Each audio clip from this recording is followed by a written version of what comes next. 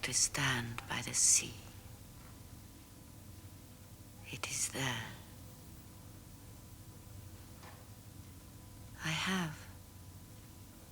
Many times. It's something I cared for. I've done it. I'll stand on the beach. On the beach. Well, it was very fresh. But it was hot in the dunes. But it was so fresh on the shore. I loved it very much.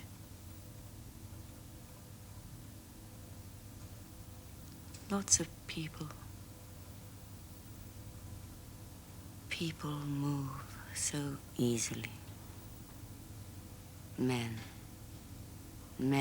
move. I walked from the dune to the shore. My man slept in the dune. He turned over as I stood. His eyelids, belly button, snoozing, how lovely. Would you like a baby? I said. Children, babies, of our own, would be nice. Women turn. Look at me. Our own child. Would you like that?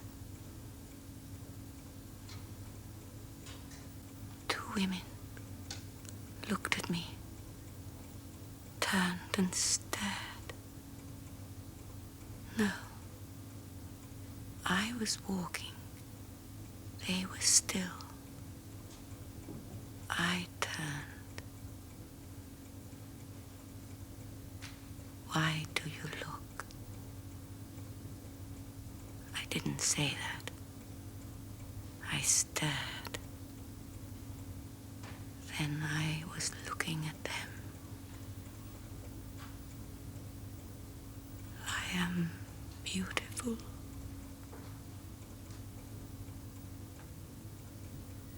I walked back over the sand. He had turned, toes under sand, head buried in his arms. The dog's gone. I didn't tell you.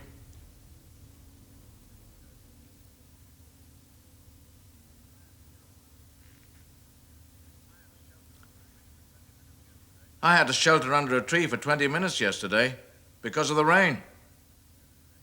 I meant to tell you. With some youngsters. I didn't know them. Then it eased. A downfall. I walked up as far as the pond. Then I felt a couple of big drops. Luckily, I was only a few yards from the shelter. I sat down in there. I meant to tell you.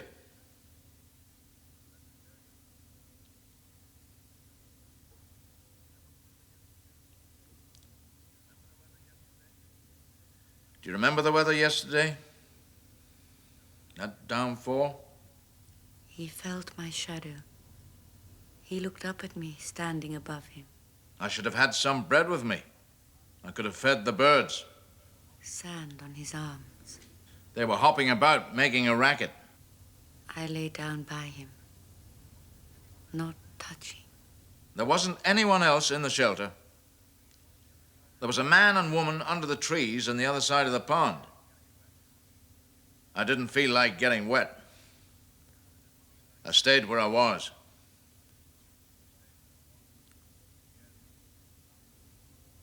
Yes. I've forgotten something. The dog was with me. Did those women know me? didn't remember their faces. I'd never seen their faces before. I'd never seen those women before. I'm certain of it. Why were they looking at me? There's nothing strange about me. There's nothing strange about the way I look. I look like anyone. The dog wouldn't have minded me feeding the birds. Anyway, as soon as we got in the shelter, he fell asleep. But even if he'd been awake... They all held my arm lightly as I stepped out of the car, or out of the door, or down the steps, without exception. If they touched the back of my neck or my hand, it was done so lightly, without exception. With one exception. Mind you, there was a lot of shit all over the place. All along the paths by the pond. Dog shit, duck shit, all kinds of shit. All over the paths. The rain didn't clean it up. It made it even more treacherous. The ducks were well away, right over on their island. But I wouldn't have fed them anyway. I would have fed the sparrows. I could stand now. I could be the same. I'd dress differently. But I am beautiful.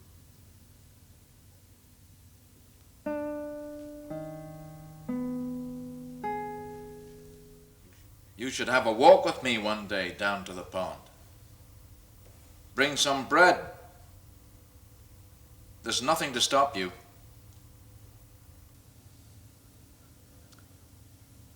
I sometimes run into one or two people I know. You might remember them. When I watered the flowers, he stood watching me and watched me arrange them. My gravity, he said.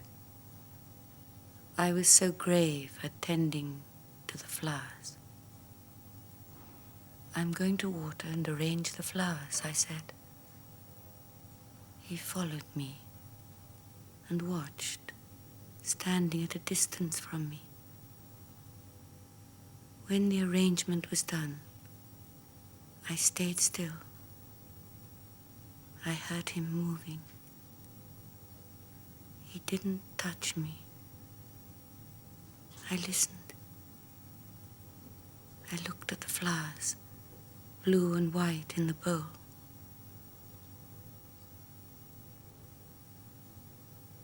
Then he touched me. He touched the back of my neck. His fingers lightly touching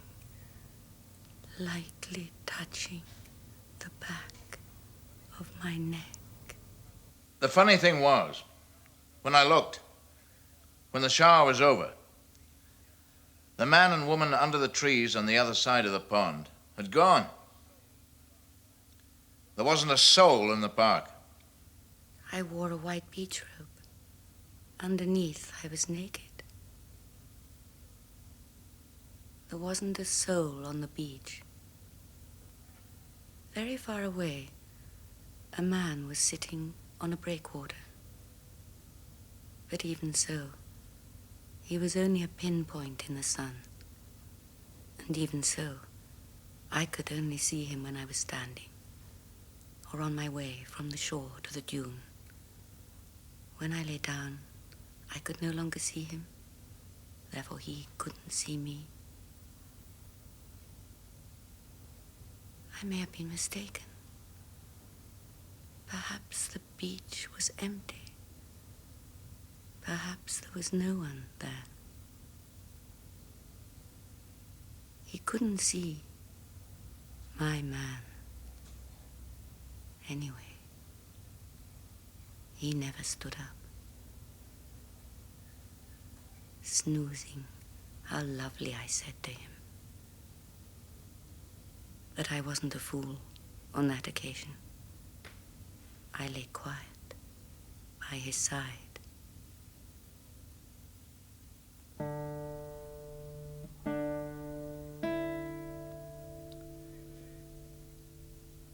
Anyway, My skin I'm sleeping all right these days. was stinging. Right through the night. Every night. I'd been in the sea. Maybe it's something to do with the fishing. Getting to learn more about fish. Stinging in the sea by myself. They're very shy creatures. You've got to woo them. You must never get excited with them. Or flurried. Never. I knew there must be a hotel near where we could get some tea.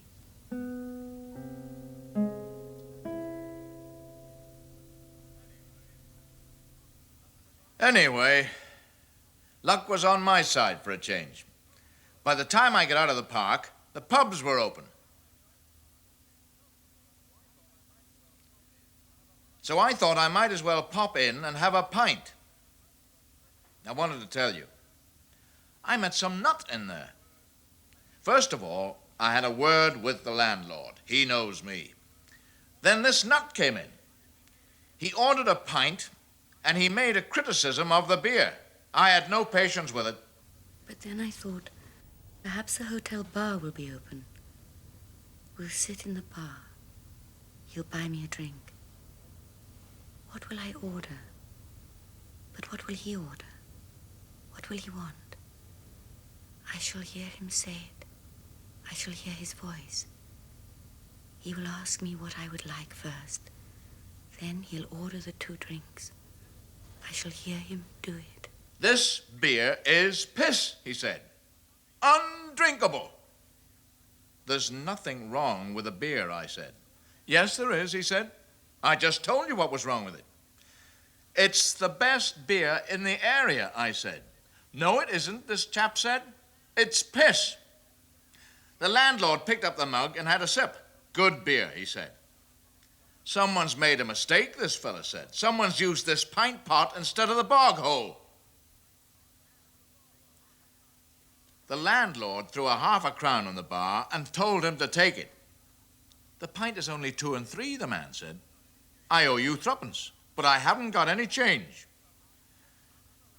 Give the 3pence to your son, the landlord said, with my compliments. I haven't got a son, the man said. I've never had any children. I'll bet you're not even married, the landlord said. This man said, I'm not married. No one will marry me. Then the man asked the landlord and me if we would have a drink with him. The landlord said he'd have a pint. I didn't answer at first. But the man came over to me and said, have one with me. Have one with me. He put down a 10-bob note and said he'd have a pint as well.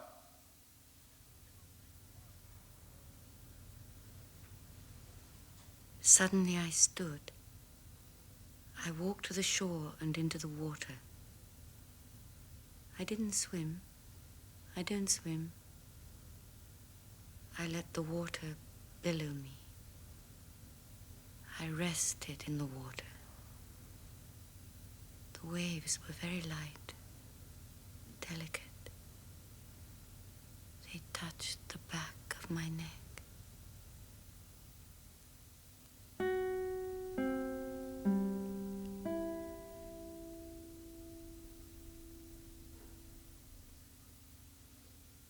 One day, when the weather's good, you could go out into the garden and sit down.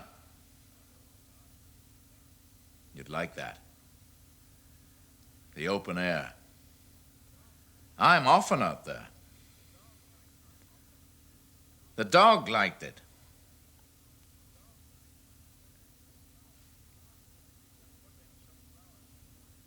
I've put in some flowers. You'd find it pleasant. Looking at the flowers. You could cut a few if you like. Bring them in.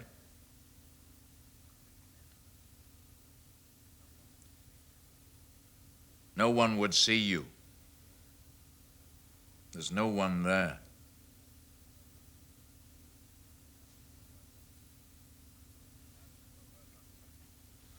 That's where we're lucky, in my opinion.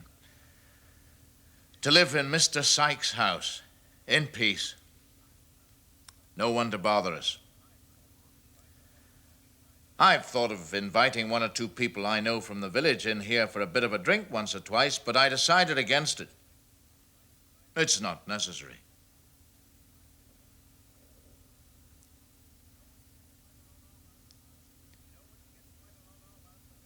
You know what you get quite a lot of out in the garden?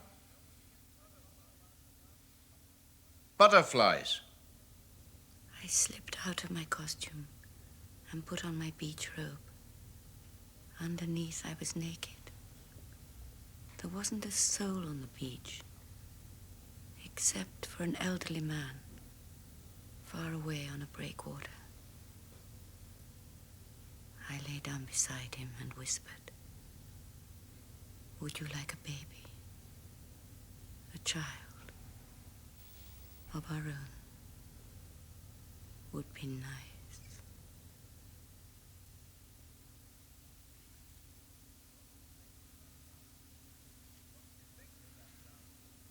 What did you think of that downfall?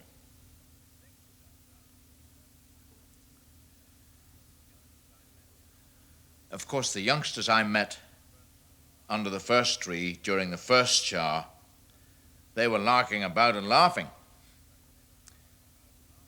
I tried to listen to find out what they were laughing about, but I couldn't work it out. They were whispering. I tried to listen to find out what the joke was.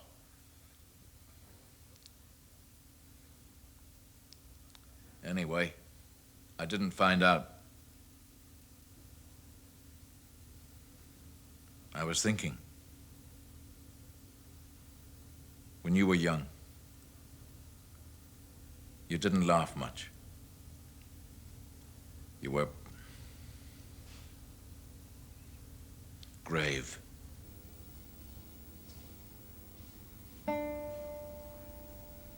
That's why he'd picked such a desolate place, so that I could draw in peace.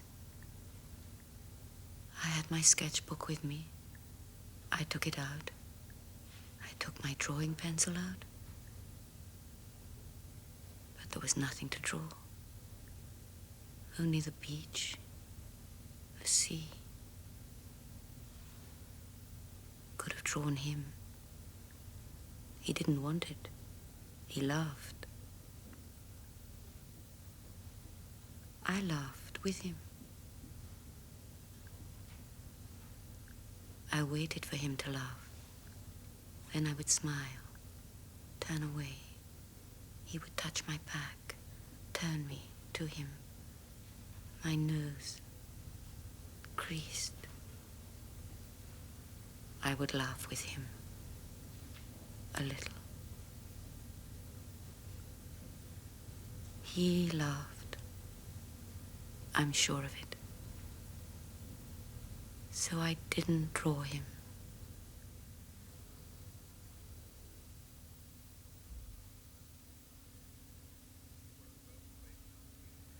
You were a first-rate housekeeper when you were young, weren't you? I was very proud. You never made a fuss. You never got into a state. You went about your work. He could rely on you. He did. He trusted you to run his house, to keep the house up to the mark. No panic.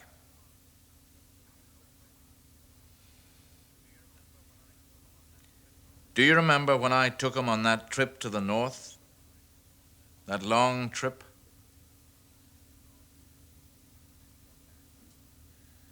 When we got back, he thanked you for looking after the place so well. Everything running like clockwork. You'd missed me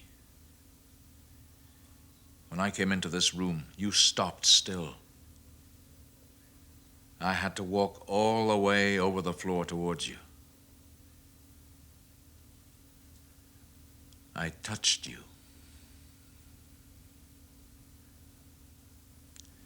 But I had something to say to you, didn't I? I waited. I didn't say it then. But I'd made up my mind to say it.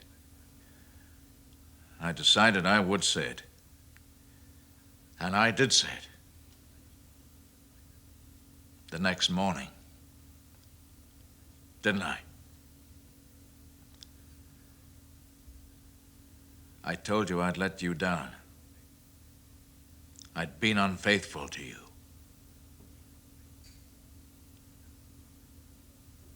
You didn't cry. We had a few hours off. We walked up to the pond with the dog. We stood under the trees for a bit. I didn't know why you'd brought that carrier bag with you. I asked you. I said, "What's in that bag?" It turned out to be bread. You fed the ducks. Then we stood under the trees and looked across the pond.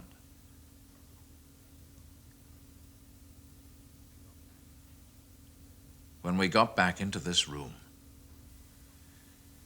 you put your hands on my face and you kissed me. But I didn't really want a drink. I drew a face in the sand, then a body, the body of a woman, then the body of a man, close to her, not touching. But they didn't look like anything. They didn't look like human figures. The sand kept on slipping, mixing the contours. I crept close to him and put my head on his arm and closed my eyes. All those darting red and black flecks under my eyelid. I moved my cheek on his skin. And all those darting red and black flecks moving about under my eyelid. I buried my face in his side and shut the light out.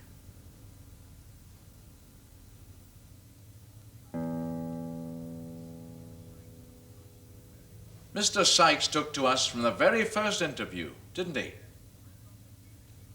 He said, "I've got the feeling you'll make a very good team." Do you remember? And that's what we proved to be. No question. I could drive well. I could polish his shoes well.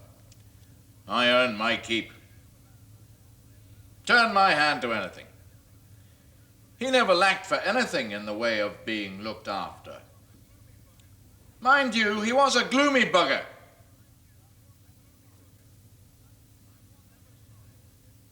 I was never sorry for him at any time for his lonely life.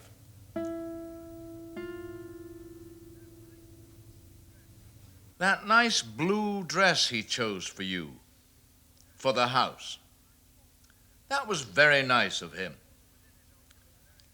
Of course, it was in his own interests for you to look good about the house. For guests. He moved in the sand and put his arm around me.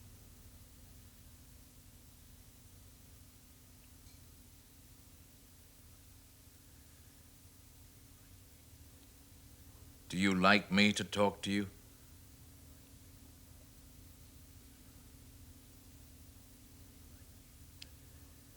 Do you like me to tell you about all the things I've been doing? About all the things I've been thinking?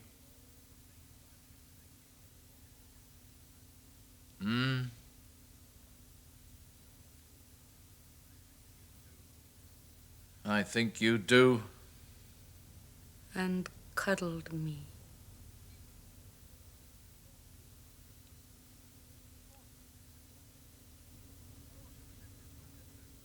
Of course it was in his own interests to see that you were attractively dressed about the house, to give a good impression to his guests. I caught a bus to the crossroads and then walked down the lane by the old church. It was very quiet, except for birds. There was an old man fiddling about on the cricket pitch, bending.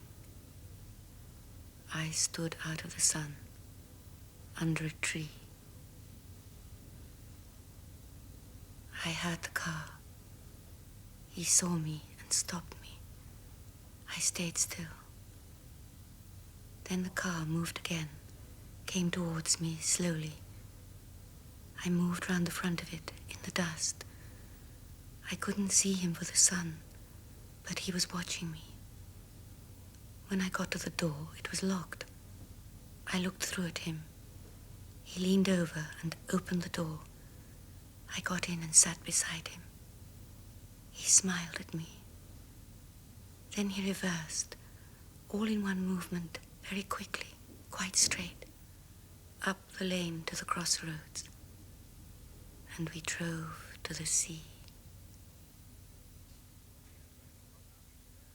We're the envy of a lot of people, you know, living in this house, having this house all to ourselves. It's too big for two people. He said he knew a very desolate beach that no one else in the world knew. And that's where we were going. I was very gentle to you. I was kind to you that day. I knew you'd had a shock, so I was gentle with you. I held your arm on the way back from the pond. You put your hands on my face and kissed me. All the food I had in my bag, I had cooked myself or prepared myself. I had baked the bread myself. The girl herself I considered unimportant. I didn't think it necessary to go into details. I decided against it. The windows were open, but we kept the hood up. Mr. Sykes gave a little dinner party that Friday. He complimented you on your cooking and the service. 2 women. That was all. Never seen them before. Probably his mother and sister. They wanted coffee late. I was in bed. I fell asleep. I would have come down to the kitchen to give you a hand, but I was too tired. But I woke up when you got into bed. You were out on your feet. You were asleep as soon as you hit the pillow. Your body just fell back. He was right. It was desolate. There wasn't a soul on the beach.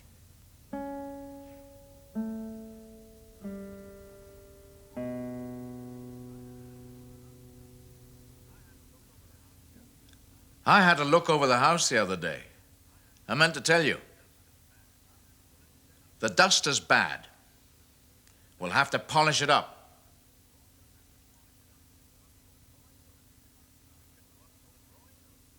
We could go up to the drawing room, open the windows.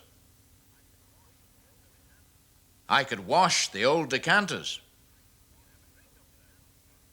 We could have a drink up there one evening, if it's a pleasant evening.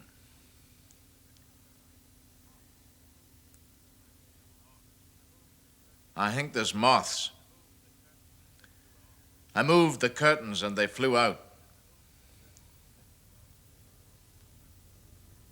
Of course, when I'm older, I won't be the same as I am. I won't be what I am. My skirts, my long legs. I'll be older. I won't be the same. At least now, At least now I can walk down to the pub in peace and up to the pond in peace with no one to nag the shit out of me. All it is, you see, I said, is the lightness of your touch, the lightness of your look, my neck, your eyes, the silence. That is my meaning. The loveliness of my flowers, my hands touching my flowers. That is my meaning. I've watched other people. I've seen them. All the cars zooming by. Men with girls at their sides. Bouncing up and down. They're dolls. They squeak. All the people were squeaking in the hotel bar. The girls had long hair. They were smiling.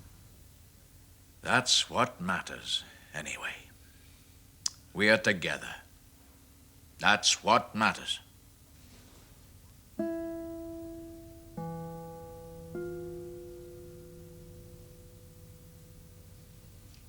But I was up early. There was still plenty to be done and cleared up. I'd put the plates in the sink to soak. They had soaked overnight. They were easy to wash. The dog was up. He followed me. Misty morning. Comes from the river. This fellow knew bugger all about beer. He didn't know I'd been trained as a cellarman. That's why I could speak with authority. I opened the door and went out. There was no one about. The sun was shining. Wet. I mean wetness all over the ground. A cellarman is the man responsible. He's the earliest up in the morning. Give the drayman a hand with the barrels. Down the slide, through the cellar flaps. Lower them by rope to the racks. Rock 'em on the belly. Put a rim up them. Use balance and leverage. Hike them up onto the racks. Still misty, but thinner, thinning. The bung is on the vertical, in the bung hole. Spile the bung. Hammer the spile through the center of the bung. That lets the air through the bung. Down the bung hole, lets the beer breathe. Wetness all over the air. Sunny. Trees like feathers. Then you hammer the tap in. I wore my blue dress. Let it stand for 3 days. Keep wet sacks over the barrels. Hose the cellar floor daily. Hose the barrels daily. It was a beautiful autumn morning. Run water through the pipes to the bar pumps daily. I stood in the mist. Pull off. Pull off. Stop pulling just before you get to the dregs. The dregs will give you the shits. You've got an ullage barrel. Feed the slops back to the ullage barrel. Send them back to the brewery. In the sun. Dip the barrels daily with a brass rod. Know your gallonage. Chalk it up. Then you're tidy. Then you never get caught short. Then I went back to the kitchen and sat down. This chap in the pub said he was surprised to hear it. He said he was surprised to hear about hosing the cellar floor. He said he thought most cellars had a thermostatically controlled cooling system. He said he thought keg beer was fed with oxygen through a cylinder. I said I wasn't talking about keg beer. I was talking about normal draft beer. He said he thought they piped the beer from a tanker into metal containers. I said they may do, but he wasn't talking about the quality of beer I was. He accepted that point.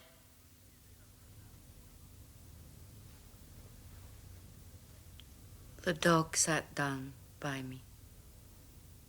I stroked him. Through the window, I could see down into the valley. I saw children in the valley. They were running through the grass. They ran up the hill.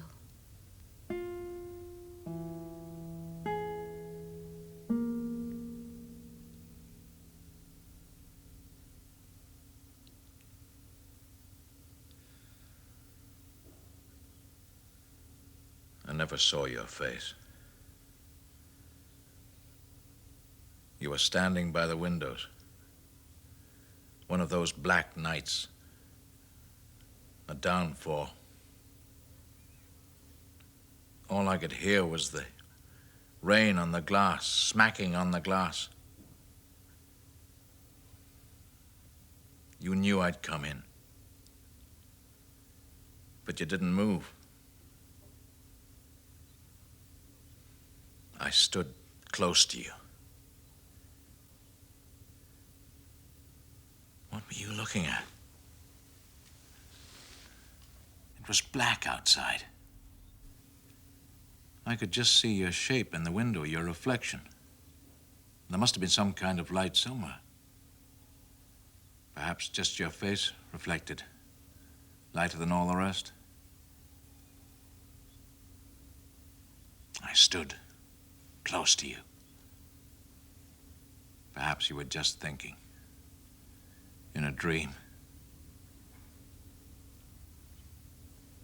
without touching you. I could feel your bottom.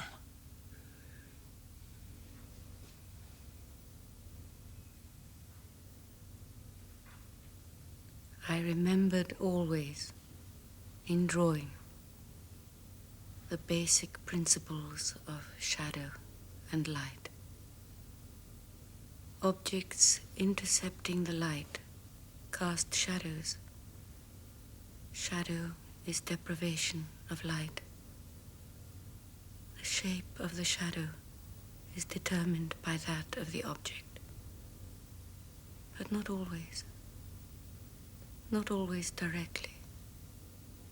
Sometimes it is only indirectly affected by it.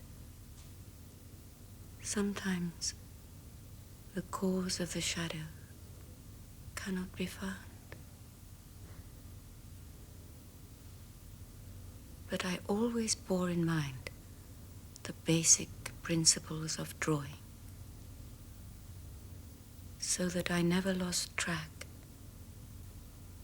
or heart. You used to wear a chain round your waist.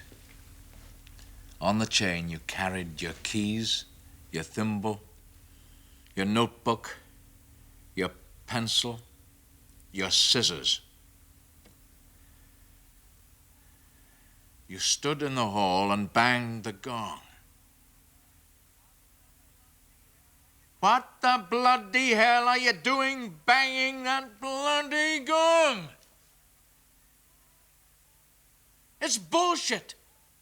Standing in an empty hall banging a bloody gong. There's no one to listen. No one will hear. There's not a soul in the house except me. There's nothing for lunch. There's nothing cooked. No stew, no pie, no greens, no joint. Fuck all!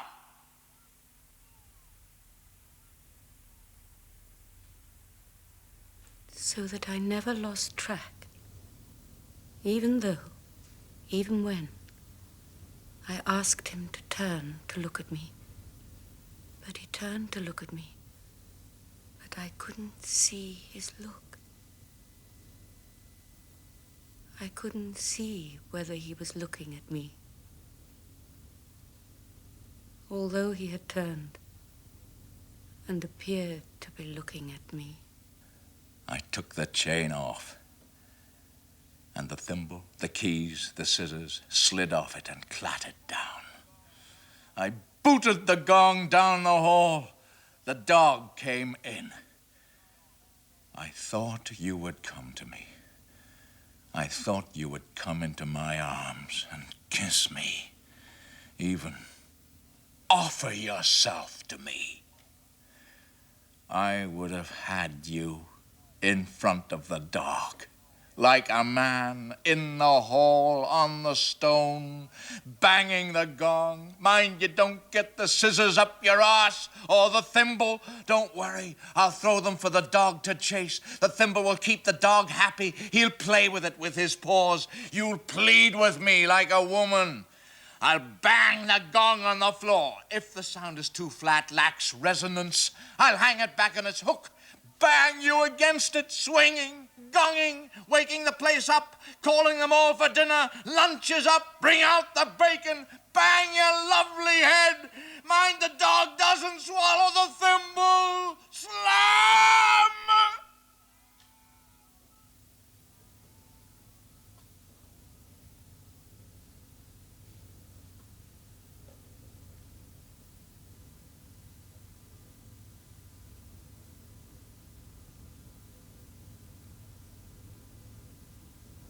He lay above me and looked down at me. He supported my shoulder.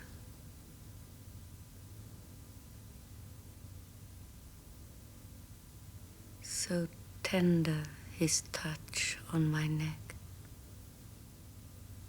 So softly his kiss on my cheek.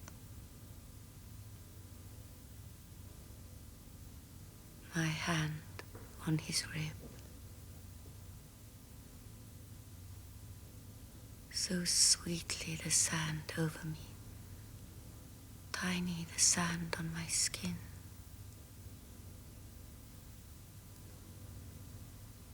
So silent the sky in my eyes. Gently the sound of the tide.